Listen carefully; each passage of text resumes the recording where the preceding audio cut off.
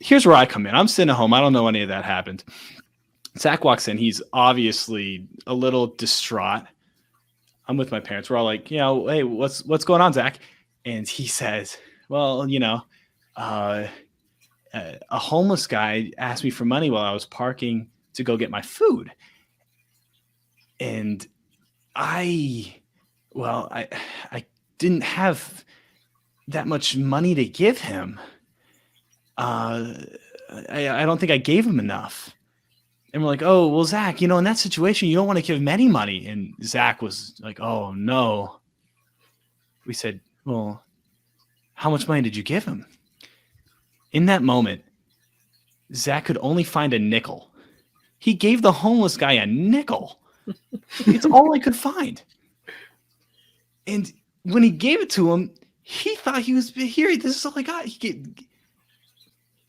Luckily, the homeless guy was I guess cool with it. I wish I was there. Oh.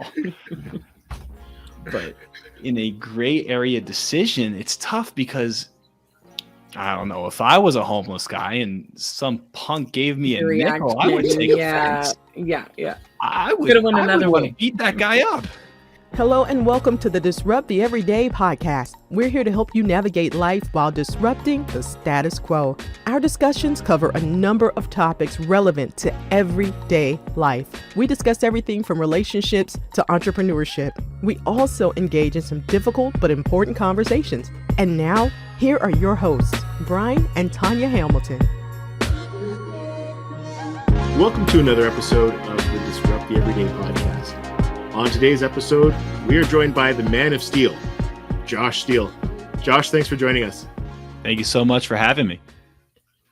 No, we appreciate you making the time to come on. And of course, we want to start off the same way we start off every episode by learning about the person we're having a discussion with. So who is Josh Stehle? All right. Well, I'm Josh. I am an autism author, advocate, social media content creator. I do TikTok and Instagram with my brother and best friend, Zach Stehle. He's my best friend in the whole world. Zach has autism, and I grew up with just such an incredible, amazing experience, learning and growing with such a fantastic person, and it has really driven me and inspired me to go down this path as an advocate.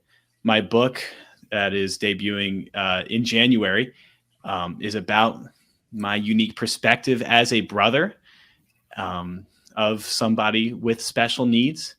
And our platform called The Stehle Bros is all about autism awareness and all about our relationship.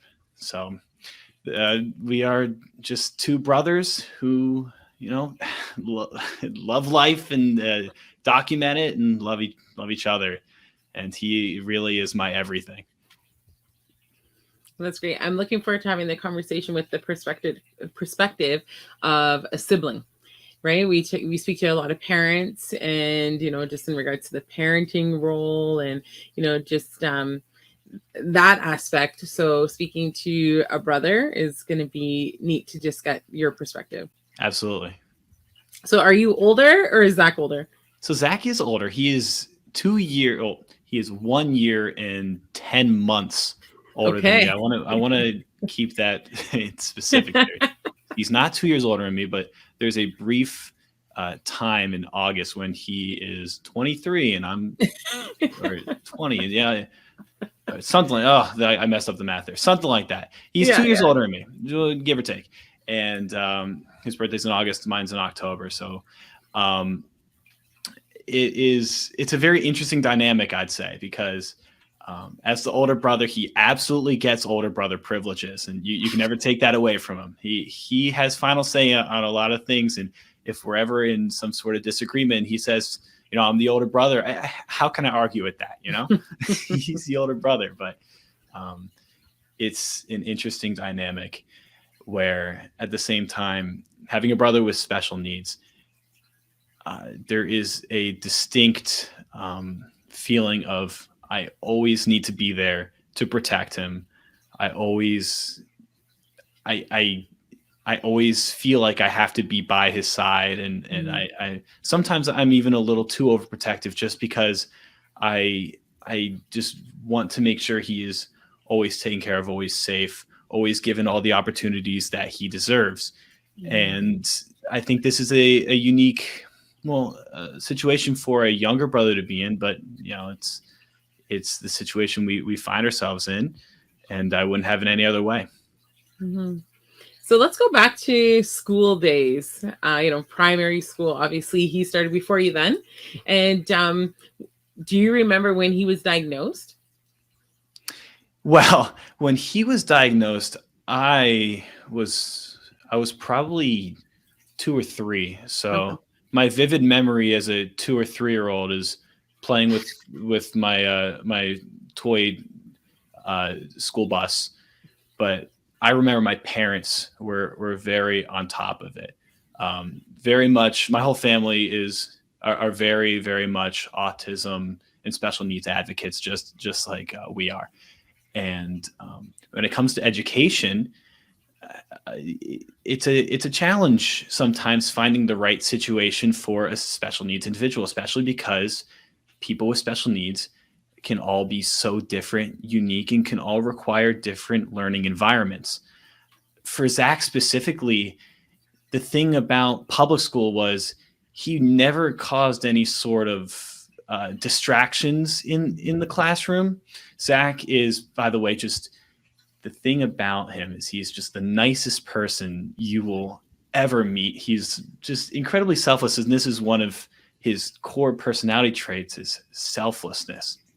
The feeling that he will always look to help someone before himself, almost to a fault, wherein he will go to work. He works at Giant. He's a cashier, and he will look to not take his lunch breaks, for example, because he will assume that his other coworkers need it more, or he will stay extra and work extra time that isn't necessary, or things like that, just because he feels the need to be selfless. This is just who he is, very giving person. And it really is amazing to watch how his brain is wired like that. But with education, especially in elementary school, because he wasn't really causing a distraction, many times teachers would often disregard his presence, or just put him in certain classes that were not fit for his learning style. He was a very avid reader. He taught himself how to read at a very young age, despite having trouble with speaking and pronunciation and very basic math, and even left and right and other things that he should have been able to learn at that age. But he was a very, very strong reader, and to this day he loves reading. He is just, reading is his passion. Comic books and fiction, reading is his thing. So many times teachers would often just disregard his skills and not take notice of him, purely because he wasn't gaining their attention by distracting them. So throughout the education process, my parents, more than me, I was pretty oblivious at the time, but my parents were able to find him through going to private schools, and then eventually to a cyber school that focused directly on his needs. It's PALCS, PALCS, the online Pennsylvania school. We were able to find a school that directly worked with his needs, and that ended up being what worked for him. It's a struggle sometimes, but through perseverance and just working hard, not, like he would say, never giving up, we were able to make it work. Okay. Now, going back to the school days, I guess in terms of when your advocacy really started, what did that look like when you were younger? Well, advocacy is interesting for, I would say, in youth, because I think a lot of times these preconceived notions that people have, children and young kids, I wouldn't say always have. I think that as people grow older, they're kind of built on as you see the world and as you're influenced by other outside forces, and opinions, and parents and their opinions and their views, and people always trying to influence and sway you.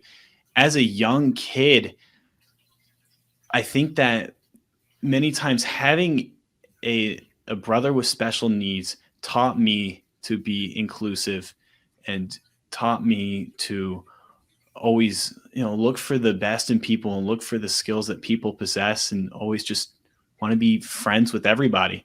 Now, of course, I made mistakes just like everybody, and it's all a learning process. But whenever, growing up with Zach and seeing how he just accepted everybody, and still does accept everybody for who they are, regardless of any traits.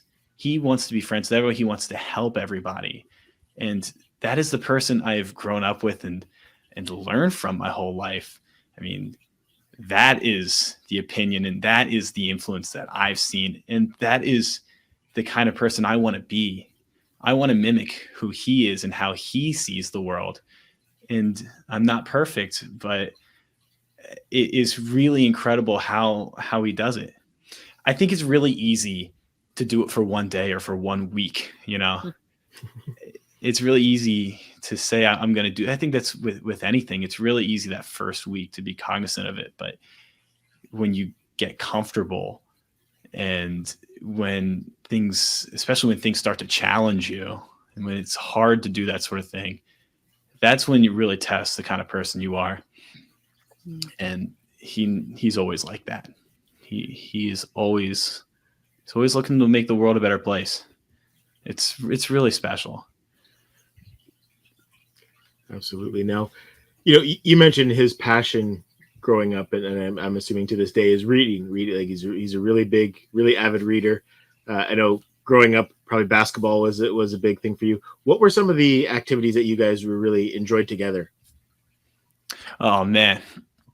Well, Zach's big passion is reading, but specifically superheroes, comic books.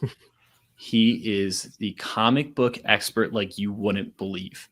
Our TikTok page, which went viral over the summer, and we were featured on ABC News and in a whole bunch of we had a stroke of luck, and a couple videos went really viral. I want to take no credit for it, by the way, because as a lot of people know, getting a lot of views on TikTok, especially when you don't have that many videos, is so lucky. And our very first video did great. It was like, wow, how did that happen? And the first video was Zach. I was filming Zach, just asking him insane comic book questions. And every tagline was, "My brother Zach is a comic book expert. Can you stump my brother?" And people on the internet just could not stump him. They were asking these most insane questions. What is the spiciest food in the DC universe? And Zach knew, oh, duh, it's Green Arrow's chili. Like, how did you not know that? Like, nobody knows that, Zach. What is this character's mom's dog's brother's last name? Like, he knew. So people really got on board. And we got very lucky to have built an audience. Zach's big thing was comic books and superheroes. As we were growing up, he has always been trying to convert me into a superhero comic book lover like him, which I've learned a lot over the last couple decades. I can't lie. He has been really teaching me a lot. I don't know as much as he does, obviously, but he's an expert, and I'm a novice. I'm learning.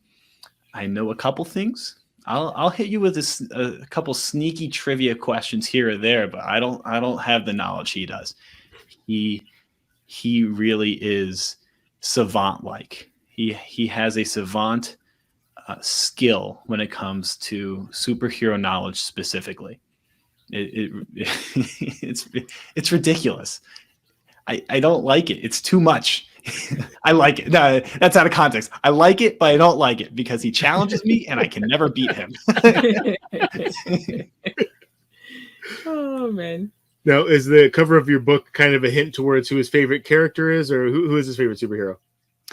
Well, his favorite superhero, he'll tell you, is Batman. Spider-Man. Oh, we answered this on Jamil Owen's show. Go watch the episode Disrupt Everyday Podcast with Jamil Owens. It's episode 89, I believe. Jamil's show Nice is the plug. awesome show. Gotta plug Jamil. On his show, Jamil asked this question. I believe it's Batman, Spider-Man, and Green Lantern of I don't know. I don't see. We laughed too. You laughed. We laughed. But he loves Green Lantern. Okay, I guess.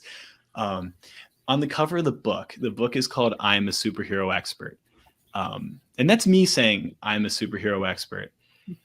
It's an interesting title. It's a very deliberate title. I like to say I'm a superhero expert, and the reason I say that is because in the very first paragraph, chapter of my book, I say, I am not a superhero expert. I don't know anything about superheroes when compared to a real superhero expert.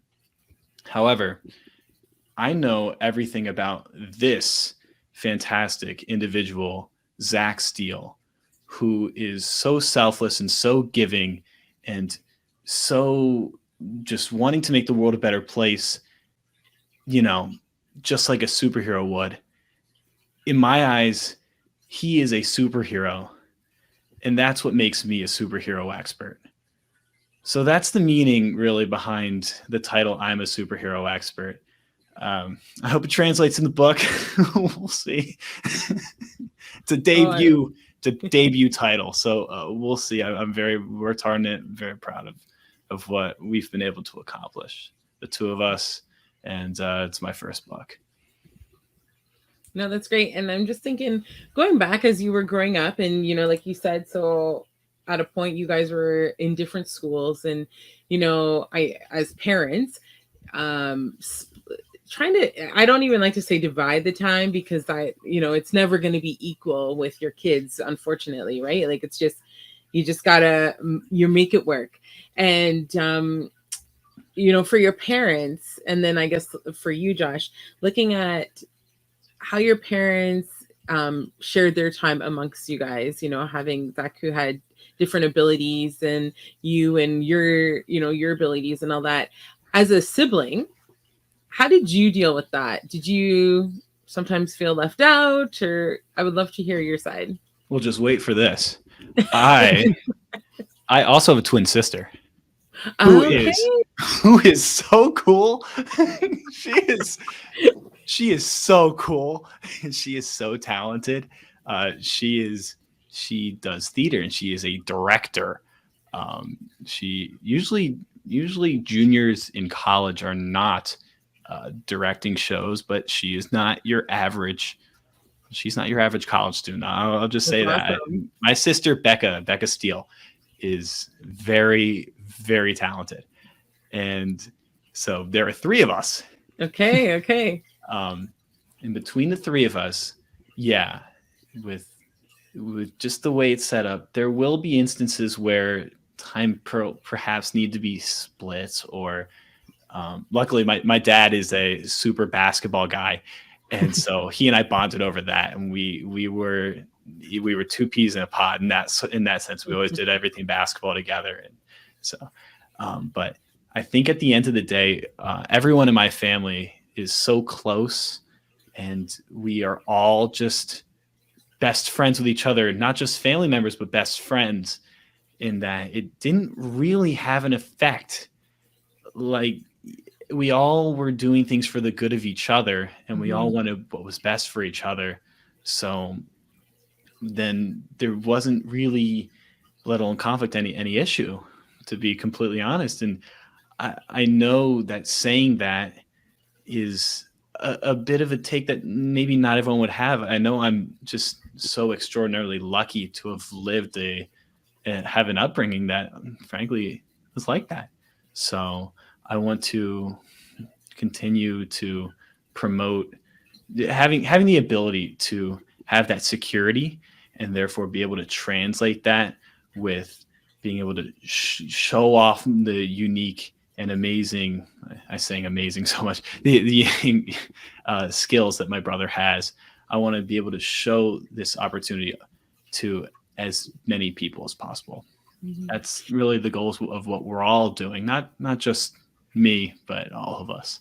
Mm-hmm. No, I was just going to say, I think, you know, growing up, knowing that each person in the family dynamic brings something different to the table. And as parents, you know, you help build that and instill that, then it's true when you say that, because then you know that it wasn't a feeling of you're being left out, you and your sister are being left out, or there's comparisons, or you're just trying to fight for time. It's just you guys knowing that you all pretty much, I know it sounds like, you know, kumbaya, but you're all in it together, right? Yeah. And yeah. And with this, with a special needs individual in your family, there's an innate understanding of knowing there will have to be sacrifices made. Mm-hmm. Everyone, you know this, and you live it for enough times that it's just part of life. And when you really love that person, you're willing to take that. Well, not just willing, you will always take that sacrifice, and it won't even register to you as a sacrifice. That's how it is, and that's it. You will always do it. He's part of the Stehle family, and he's one of us. With that being said, Zach is quite extraordinary in what he's been able to accomplish. On just the front of, Zach has a full-time job. He works at Giant, and he's learned to drive, and he pays his taxes. He makes a lot more money than I do. I'll say that. Being in college, I'm broke. This is ridiculous. I need to start making money one of these days. But Zach has really been able to learn and grow over the past 23 years, and it's been really special. Now, one thing that's interesting to me is, you know, again, Zach is only a year and 10 months older than you. I remember our eldest, he was 2 years and 8 months old when we had our twins, and which were also a boy and a girl. So, you know, common tie there. Yeah. But I just remember as a parent how difficult it was. I messed up. It's 2 years and 2 months. Oh, I was a year off. All right. Well, hey, we're good. I'm assuming you're not a math major, so we're good. This is why I have a C in calculus right now. Oh man! If my mom watches this podcast, I don't have a C in calculus. Don't listen. Oh man! But yeah, even still, that's a really close age, and you know, regardless of what the situation is, that's a lot to take on. So I'm sure your parents had to be very intentional to make sure that, you know, they made time for all of you, made sure that everybody, you know, nobody felt neglected at the end of the day. Because as a parent, I just remember feeling sometimes like, okay, I felt like I was neglecting the older ones sometimes, because, you know, trying to change diapers. I remember carrying around 2 car seats. You know, it was a lot to manage. So right. Is there anything that specifically stands out to you as things that your parents did to really foster that environment? Well, my dad is a basketball junkie, and I'm a basketball junkie. Are you guys into basketball? Are you basketball heads? Oh yeah. Basketball. Oh yeah. Oh God, I love it. I love it. He and I, because I'm just my dad. My dad's name is Eric. I'm just Eric number 2. My name is Josh, but I'm just Eric 2, basically. I look like him. We have the same voice. I've been told that if we are like in a different room and talking to each other, people can't tell who's talking to who. Like it's the same. We're the same person, pretty much. So it's easy on that front for us to understand each other. Now, of course, and I'm not a parent, but I can understand or theorize that challenges are always going to be there and mistakes are always going to be made.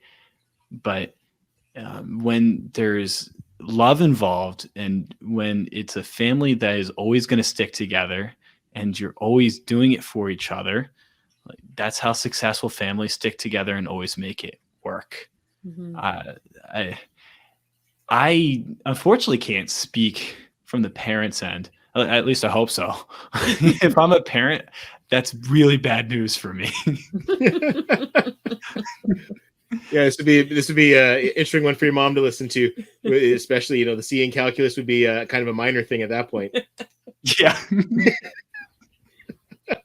But okay, so I want to kind of shift gears and talk about the book. What was it that made you decide to write this book? Sure. Well, I've always been interested and enjoyed writing. In high school, I would go ham on the essays, which was always odd to me because I didn't enjoy doing, the math problems or the reading assignments or textbooks. Oh, no. But the essays, for some reason, I always enjoyed doing. But I was always playing basketball. I played 2 years of college basketball at Arcadia University in Philadelphia. It was a wonderful experience. I had a great time. And I ended up transferring to Westchester University to finish out my degree going into my junior year, which is, I'm repping where I get the mic. There we go. Right there. I did the wrong side. So I'm at Westchester now, and I went as a student. And so after my last season as a college basketball player ended, I suddenly had all of this time on my hands. I wasn't doing anything. I was so used to having 6 practices a week and all the team lifts in which I would sit in the corner of the weight room and not lift as much as everyone else because I was weak, but don't tell my coach that. And, I was so busy. I was always in the gym getting shots up and going to games and watching film. Suddenly wasn't doing any of that anymore. And to be honest, I was lost. I needed something to do. So I started just pouring myself into this book. It's the only thing I could really focus on. And everyone knows that feeling of when you really get into something and you really get invested. I started working on this book like 8, maybe 9, 10 hours in maybe a day, every day. It was all I would work on for weeks. And not saying the book is super long. So actually the book's pretty relatively short. It's an easy read. It's nice and quick, but I spent a long time writing the book throughout the end of that year at Arcadia and into the summer, the last summer. And that's really where the writing for me started. Ever since I was lucky enough to find a publisher who was willing to take a chance on me. And that's when everything blossomed. I was able to sign a book deal and start writing for magazines and in other books. And it's really been special, but it's also so new. It's like this all started less than a year ago. It literally 1 year ago, I was getting sleep for a college basketball game that I'm going to play the next day. Well, what is it? It's 9:20. I was telling myself to get sleep for a college basketball, but probably staying up an extra 2 hours to watch TikTok. So the whole writing process, what was that like? The writing process. This one's a killer because I don't think I wrote I think every author is different. Some authors will write from chapter 1 to the end. Some authors will bounce around. I know I talked to one of my good friends. He told me about the book he wrote. He said he wrote from end to beginning. I thought it was ridiculous. That's what he told me. Wasn't me. the way I'm a superhero expert is set up is it each chapter talks about a different aspect of autism and my brother in a way. Now, not in that concrete manner. You got to read it. Remember to pre-order it, Amazon.com or Barnes & Noble. Shameless plug. That's awful. Good job, Josh. But I ended up writing chapters when they came to me, when I felt inspired. And I think for the book I wrote, it's what worked best. Right now I'm working on a fiction book with Zach. He and I are co-writing it. It is actually a superhero novel, a novelette, a small novel in his own superhero universe, which he has created, which, not to brag, but this guy is pretty awesome. This book and this universe that he's created, which he's created over the last 23 years of being alive, his universe is massive, like on par with the MCU, the DCU, in scale, scope, and size, fleshed out with characters and storylines and plots and betrayals. It's immense what he's created. So we have been able to, we are writing a book in this superhero universe. And with that, I have to write beginning to end, unfortunately. But I think that the writing process does depend on the book you're writing and also what is inspiring you that day. What I would always recommend to authors or people that just want to write is that all you got to do is open up that Google Doc, that Word doc, that notes page in your phone if you're feeling really frisky, really crazy, and just write. Don't worry too much about structure or anything that's going to prevent you from writing, and just get words on the page. Just write, because that's the only way to get better. And at the end of the day, putting words on the page is the only way to get words on the page. So that's my unsolicited advice. So when you were spending all those hours writing, who did you have in mind in regards to who is going to pick up this book? The book's target audience is young adults. The book is targeted for, I'm hoping that everyone reads it, but the book's target core audience is young adult. I'm not an expert in autistic behavior and autism, and I'm not a doctor. I'm just a guy with an amazing brother, and I'm someone with a message to tell and something to say, and somebody who has something to say. And I think that's really powerful. My brother's message is something worth hearing. I think that's my pitch to anyone who will listen, but also young adults. I think you'll really get a kick out of it. Age 16 to 25, read the book. Awesome. Now, do you have a favorite story, either from the book or just growing up with Zach? Oh, yes, I do. Get a kick out of this one, because this goes into gray area decision making, which has always been something of a learning experience for Zach. It's something we always have to work on. It's a common situation or a type of learning that many people with special needs have to work on, but not just people with special needs. A lot of people in general need to work on is gray area decision making.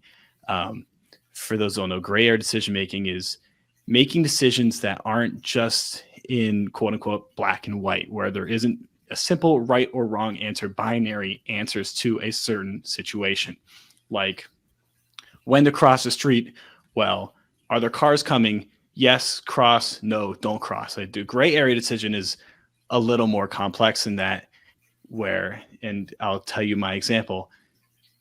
Zach loves giving money to perhaps someone in need of money, whether it's donating or if there's someone who is homeless, who is asking for money. There's no way Zach doesn't want to help him. And that's very nice.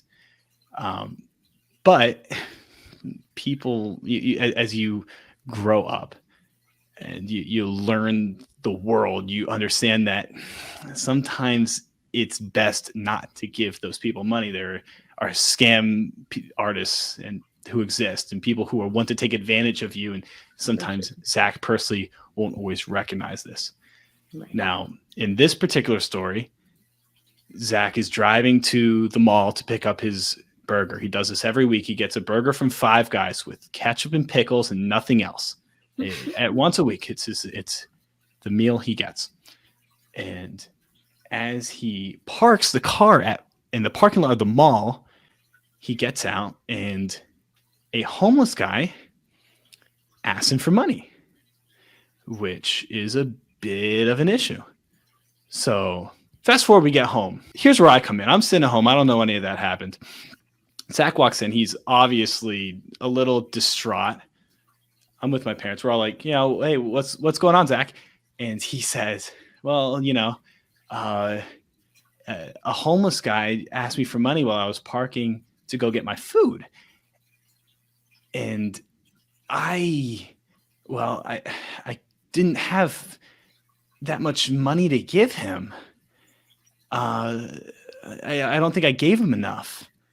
And we're like, oh, well, Zach, in that situation, you don't want to give him any money. And Zach was like, oh, no.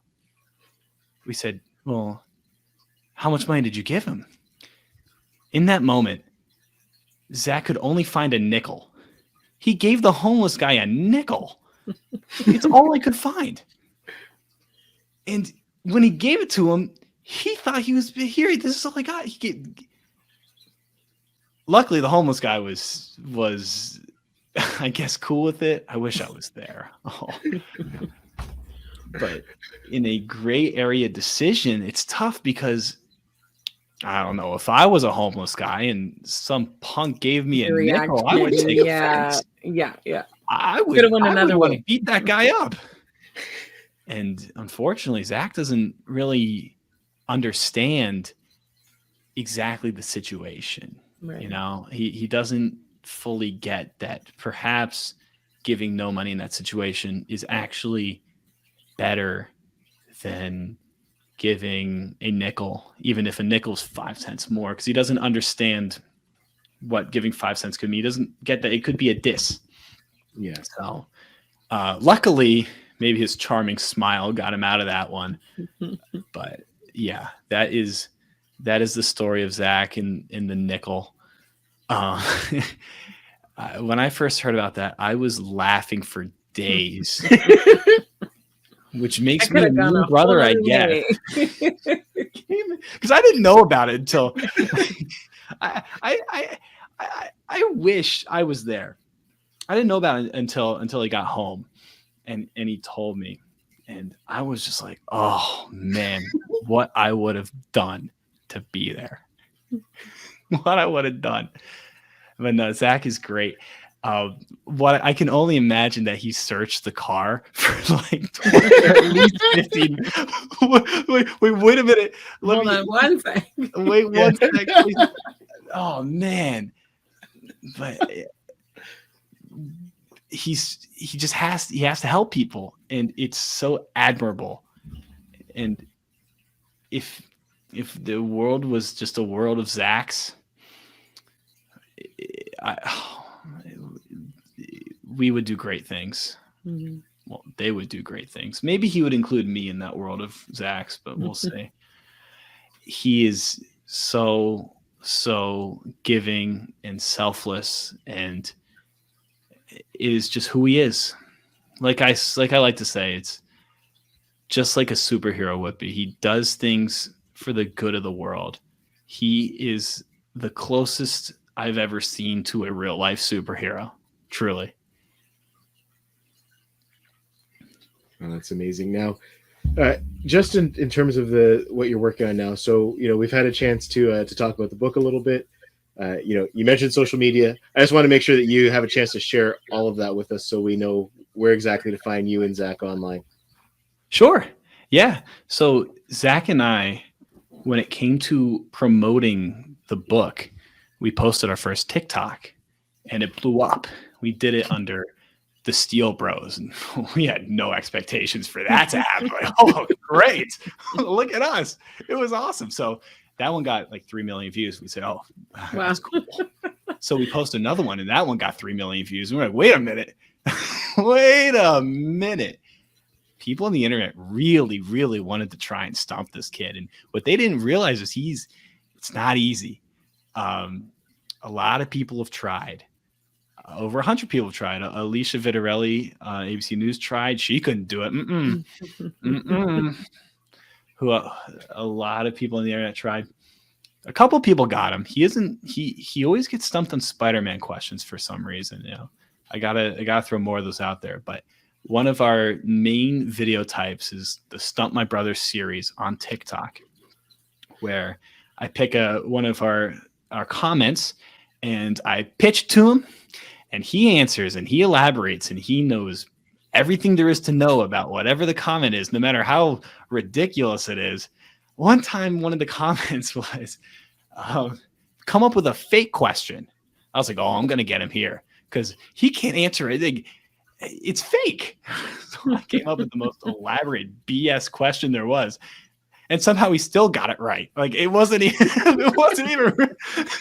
he knew the answer. I don't know. This guy is a comic book expert. So we have built an autism awareness / comic book superhero Marvel DC content page on TikTok and Instagram called The Stehle Bros. It's at the STEHLE.bros.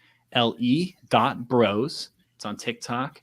We are very close to hitting 100,000 followers on TikTok, and we're very close to hitting 234 followers on Instagram. So yeah, 2 equal platforms there. Very equal.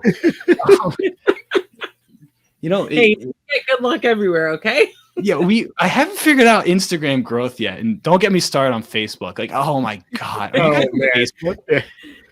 Might as well not be, but yeah, we are. What is the difference between groups and pages?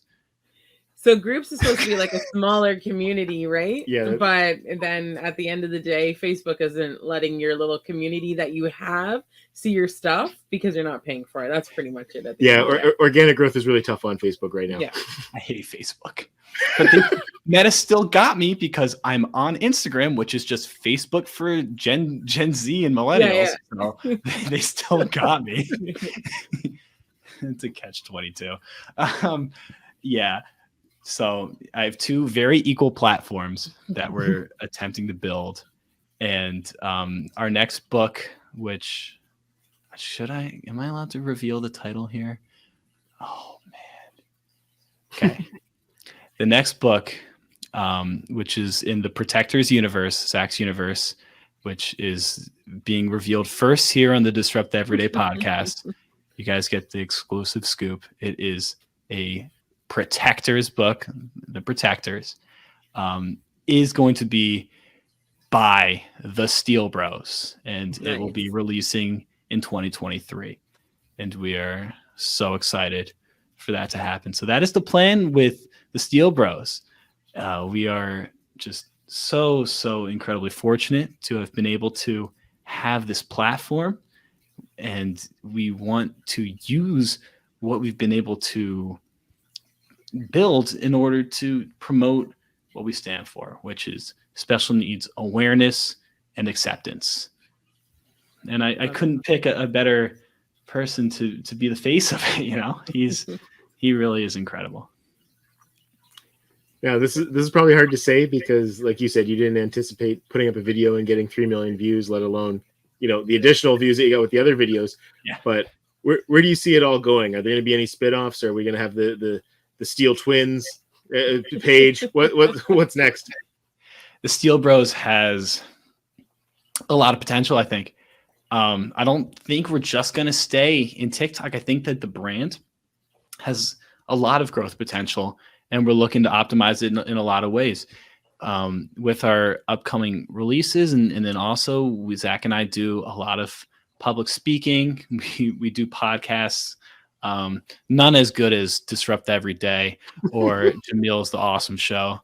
But there are other lesser ones that sometimes will, drop down to, I guess. Wow, I just kicked myself in the butt if anyone else watches this. But when it comes to the Stehle Bros, our primary focus right now is we want to continue to put out the content that people really love to watch, which is right now autism awareness in superhero content. Mm-hmm. And Zach Stehle. Awesome. Well, Zach, sorry, Josh. Talk about Zach so much. I'm not the one that people love. You're the other brother. I'm the other guy. Yeah. Well, it's sometimes you just have to be in the shadow of your big brother. Y'all got the wrong guy on the podcast. Dang. Oh man, Josh, this has been a blast. Thank you so much for taking the time to join us on the Disrupt the Everyday podcast. And for everyone who watched or listened to this discussion, thank you for letting us disrupt your everyday. Thank you so much for having me. Thanks for listening to the Disrupt the Everyday podcast. For more ways to listen, connect with us on social media. To be a guest or to partner with us, check out our link tree at Disrupt the Everyday. Join us next time for more ways to disrupt the everyday.